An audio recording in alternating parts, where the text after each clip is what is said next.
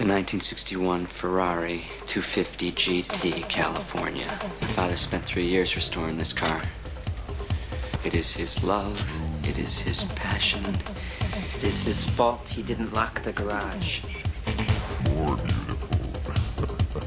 Ferris, my father loves this car more than life itself. A man with priorities so far out of whack doesn't deserve such a fine automobile. Oh, yeah. No, no. No. No! Ferris, forget it. You're just gonna have to think of something else. How about we run a nice Cadillac? My treat! Hi guys, this is Bill from Spencer1984.com with a new project on the bench, the Ferrari 250 GT California Spider from Ferris Bueller's Day Off. Or, as Academy calls it here, the European classic car. So this is a reboxing, slight retooling of the old Italeri kit, and we'll see a little bit more of that as we go along, but taking a look at the contents. First up, we've got a guide for beginners that includes some tools and how to use them, some very basic building techniques, and I do appreciate when they throw things like this in because everybody's got to start somewheres, right?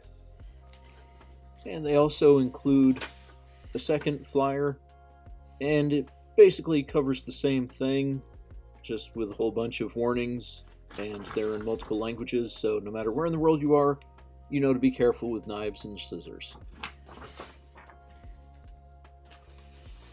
Next up, we've got the instructions, and they're pretty basic, just the typical exploded diagram.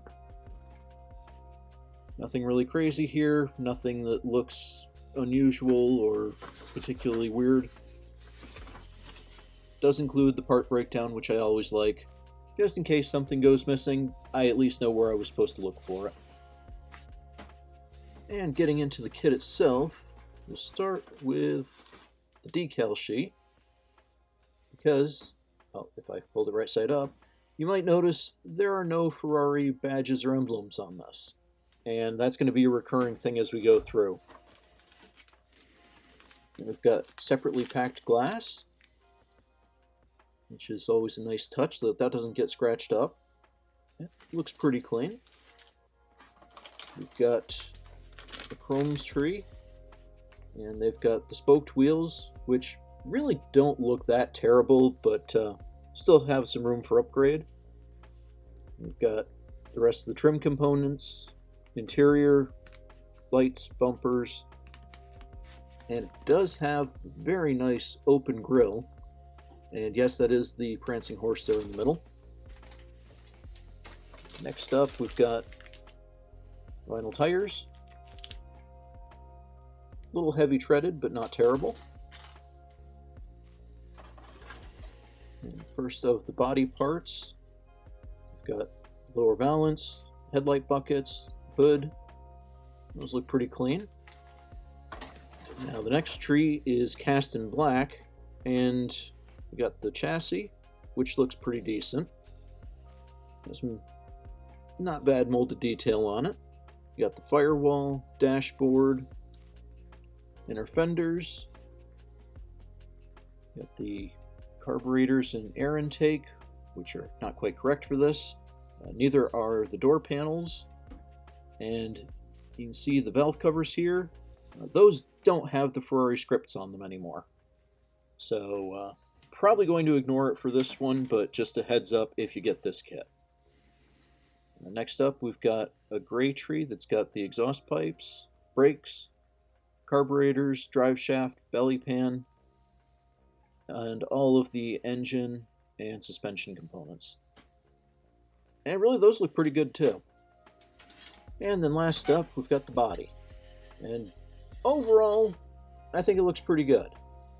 It's got some flash. You can see that on the tops of the fenders here, and that'll need to be cleaned up. And the panel lines are a little bit rounded, so those should get some block sanding. But then you have to take into account that this was originally tooled up back in the 1980s, so yeah, that all checks. But really, not bad. The overall shape is good, and that's what's really important. So now let's talk about the wheels. I've got this photo etch set from Hasegawa,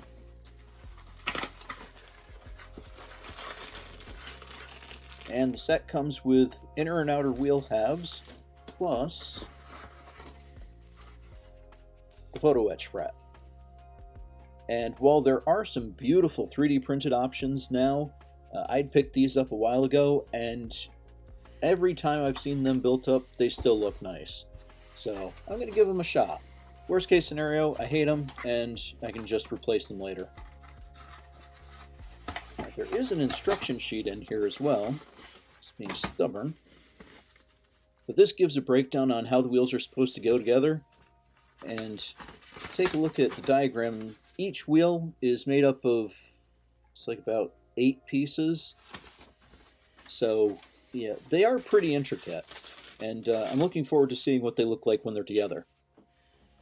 And aside from the wheels, there are a few other changes that I'm going to have to make as I go.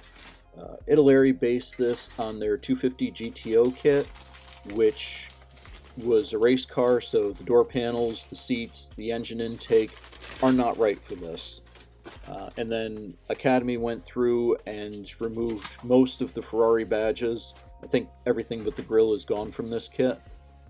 So I'll be fixing some of them. Some I might leave and just call part of Cameron's dad's restoration of the car.